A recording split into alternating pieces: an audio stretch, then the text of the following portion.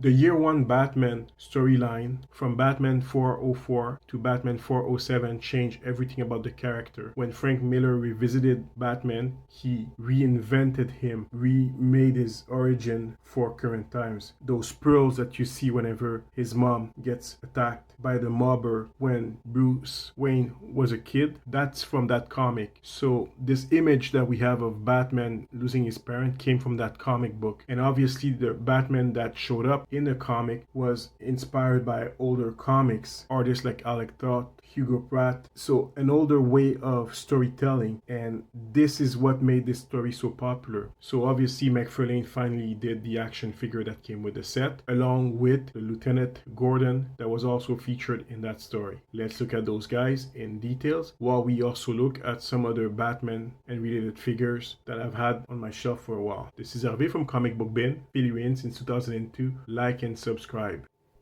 This is the Batman Year 1 as drawn by David Mazzucchelli in Batman 404 to Batman 407.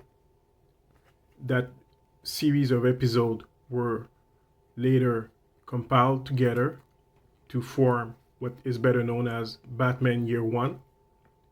It was written by Frank Miller, and it featured Batman in his first year of action. Now, David Mazzucchelli, if you know anything about comic art, has a style that's very inspired from Alex Toth. So it's very simplified lines, simplified shape, which are given form by shadow work and a lot of light exposure, which is why Batman's very pasty white face here really works, because that's the Batman that we got to see in that comic.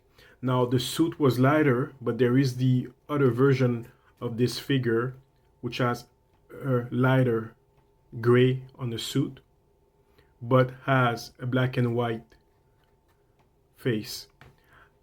For many collectors, combining the two of them, so using the lighter body with the flesh tone here, is the best combo of that figure. But it's a exclusive figure and I don't feel like chasing it right now. So this one will have to do, and I'm quite happy with it. Why? Because if you compare it to the Nightwing, well, Dick Grayson Batman, it's a much better figure.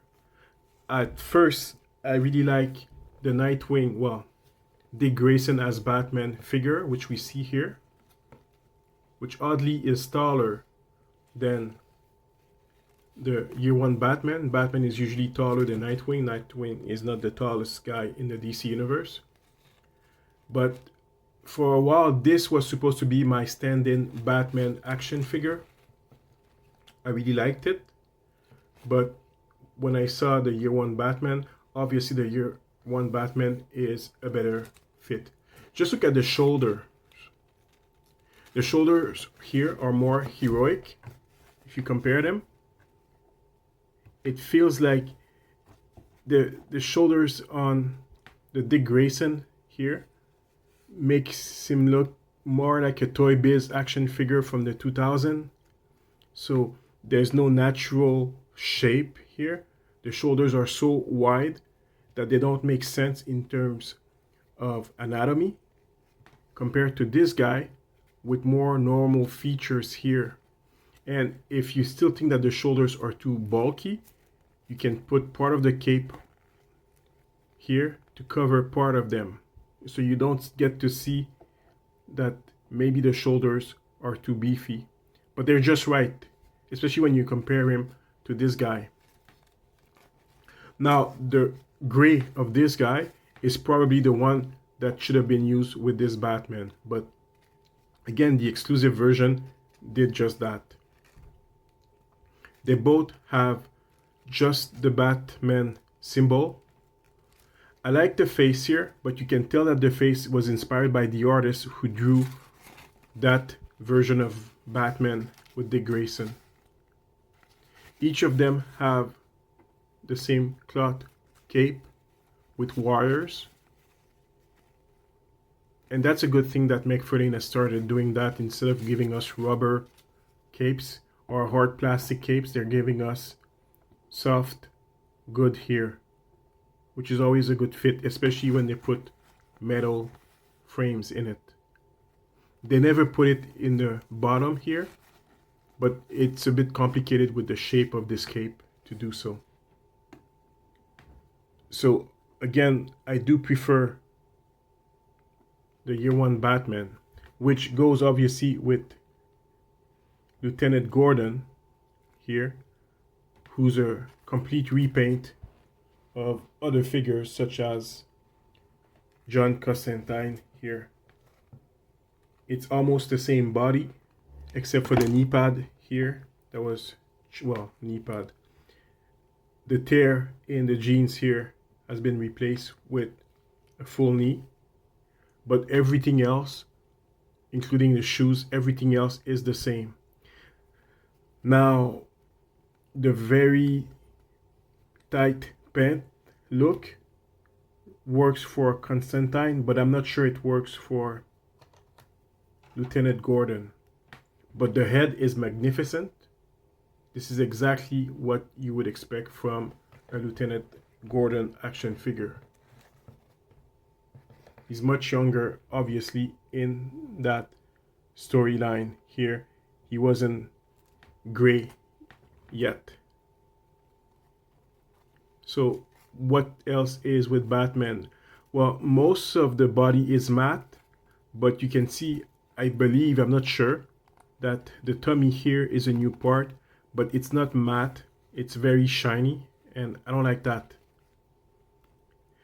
I like the forearm, well, the shape here of the gloves here.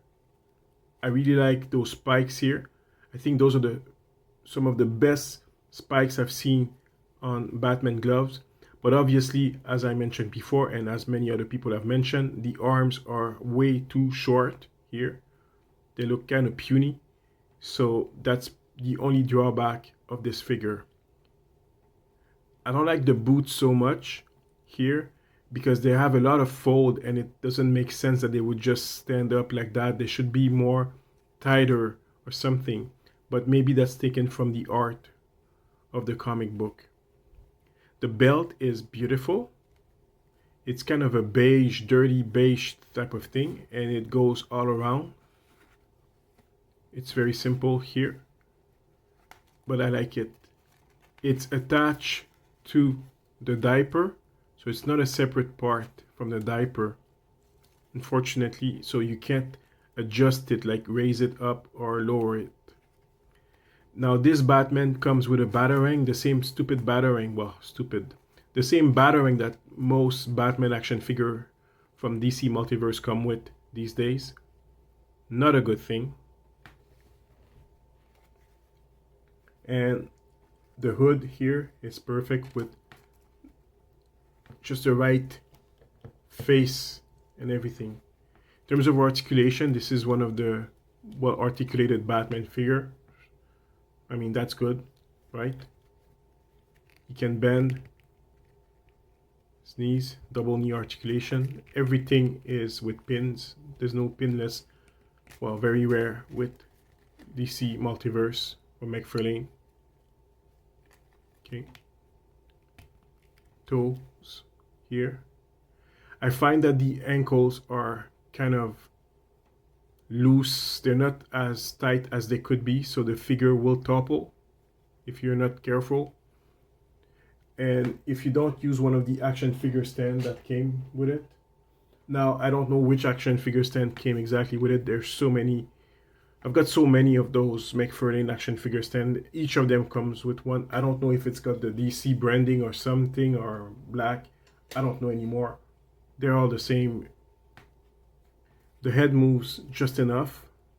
You can look up, but not too much. You can look down a bit, but very not much. Feels a bit like the Keaton Batman who could move his head very much. The torso does move, but as some people said, it feels like it looks misaligned from the figure. I like the proportion in the thighs. He really feels like more like a real person.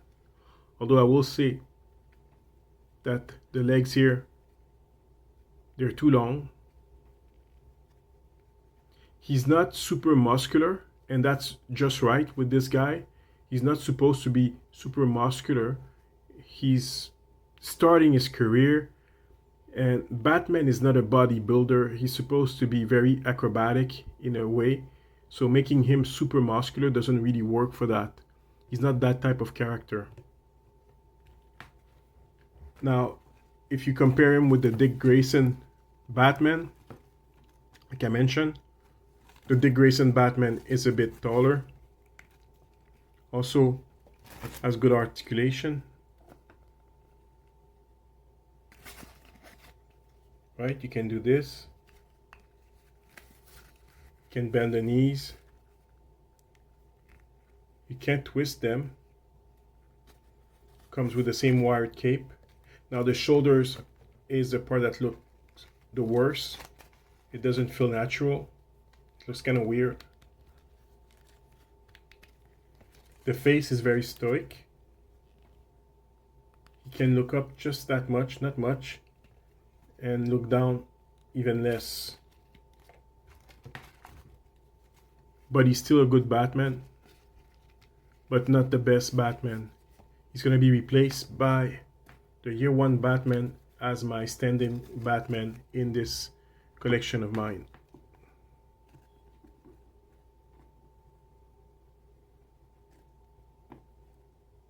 Let's look a bit more at Commissioner Gordon.